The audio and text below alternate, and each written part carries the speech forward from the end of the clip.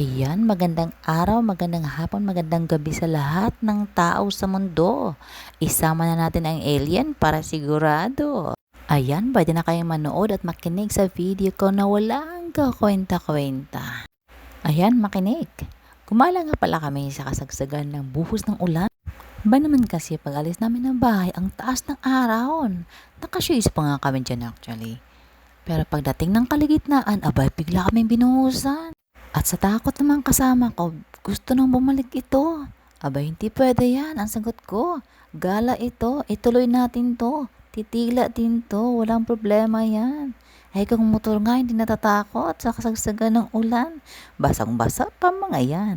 Kasi pag gusto mong gumala, diretso mo yan. Sayang naman ang effort at titila din yan. Ayan na nga ang sinabi ko, tumila din siya. Tumating na nga kami sa aming destinasyon. Ayan ang entrance nila. Kaya ano pa nga bang gagawin natin? Eh di pumasok na. Ayan, makita nyo, may windmill, di ba? Coffee shop din nila yan. Pero wag ka. Dapat bago ka dumating dyan, binuhos mo na lahat ng ihi mo. Kasi alam nyo ba kung bakit? Bago ka umihi dyan, kailangan mong bumili ng drinks. Alam nyo ba kung magkano ang drinks dyan? Abay, 275 lang naman, pero kayang-kaya nyo yan. Sa akin kasi hindi ko pwedeng bilhin yan kung kaya ko na namang pigilan. Pero syempre, kung hindi mo na papigilan, wala kang choice kundi bumili. Kung hindi, UTI abutin mo. Ayan, kung makikita nyo, kaliwat kanan puno, di ba? Kaya kahit saan ka man pumarada, pwede ka nang gumala. Pero sa puntong ito, naghanap muna kami ng parking para naman medyo malapit-lapit kami sa gusto naming tambayan. Ayan, pwede ka nang pumarada. Pero syempre may katamaran kami at napagod kami ng husto nung unang punta namin dyan. Kaya nagkaroon kami ng idea na pwede palang pumarada doon sa mismong tambayan. Ayan, kung makikita niyo mga restaurants nila, medyo may kamahalan nga naman. Pero pwede ka naman kumain sa sasakyan para hindi ka masyadong magastusan.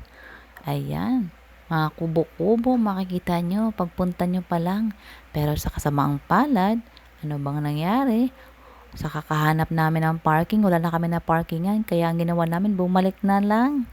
Ayan, kakahanap ng gustong mabilisan. Wala nang choice kundi bumalik. Bumalik sa pwestong nakasanayan. Kaya yun, lesson learned, kung may nakita ka, bingwitin mo na. Huwag ka na maghanap ng medyo maayos-ayos pa. Baka ikay maubusan. 'Di ba? Ayun. So, ayan na nga, nakaparada na kami. Ano pang kapag gagawin natin? Eh, di mag-post agad. Diretso na agad. Inunahan na nga kami ni Bunso. May balak pa yatang iuwi ang puno.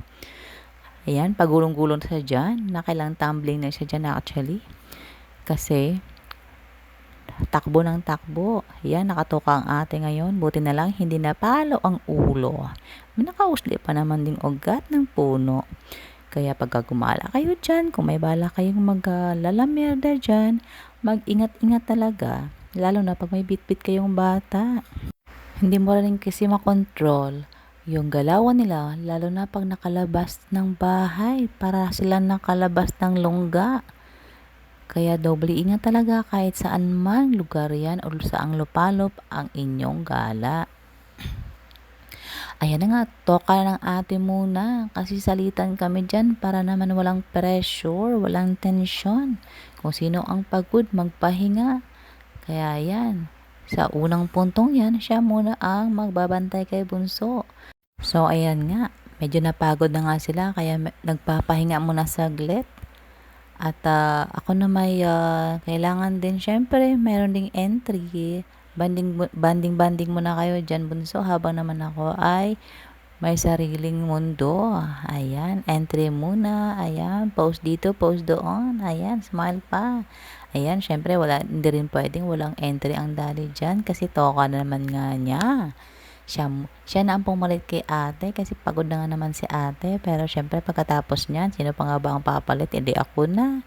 Chance ako muna magpe-video ngayon kasi nga wala pa akong hinahawakan, wala pa akong binabantayan. Kaya ang binabantayan ko ang paligid, paano ko bibidyohan, paano ko pipicturean para ipakita naman sa inyo. Abay, kasama din pala kayo sa entry ko. Abay, syempre, sino pa nga bang manonood sa akin? Hindi kayo. Ayan, pumunta na naman kami sa isang ibayo ng lugar. Ang lugar na yan ay medyo may kataasan, pero syempre, ingat-ingat lang din. Kasi medyo may bangin. Bangin siya. Akyat ka muna dyan, tas sa paligid niya. Pag gumulong ka, tsak, sigurado, bagsak. Kaya double ingat talaga. Ayan. May nakita nga pala akong bulaklak dito. Hindi ko alam kung ano ito. Kaya talagang binidyohan ko para naman may ipakita sa inyo. Kasi bago ito sa paningin ko. Kaya syempre para ma-inform naman ako. Baka may nakakalam sa inyo nito. Baka pwede nyo namang sabihin kung ano ito. Ayan, hindi pa sila napapagod. Kaya toka na naman ng ate. Hala, takbo dito, takbo doon. Pero kasi kaganda ng lugar. Talagang takbuhan talaga siya ng bata. Kung gusto niyo tumakbo-takbo para langhap naman ng fresh air, ayan, ito ang pinaka-ideal para sa akin na place kasi malayo siya sa mga usok.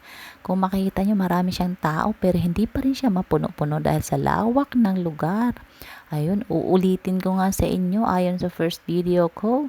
Ito ay 100 hectares at pagmamay-ari ito ni Manny Villar.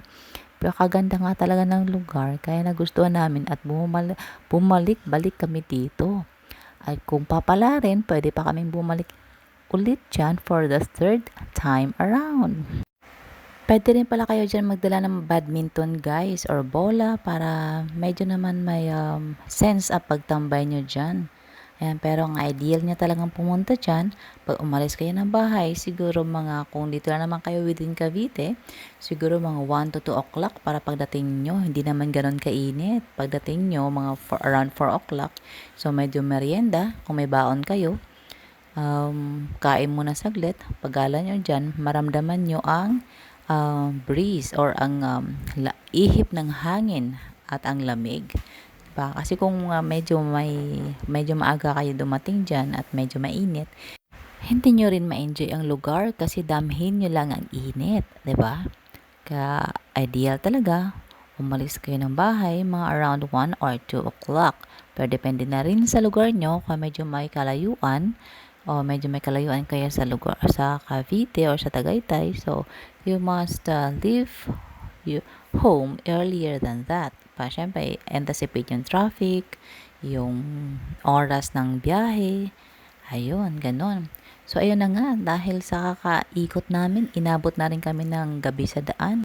Umalis kami ng lugar, mga around 5:30 I think, or 5, something ganon. So, pagdating namin ng bahay, mga 7:30 na rin kasi medyo may traffic konti, kaya ayun, medyo napaaga-aga pa rin kahit papano.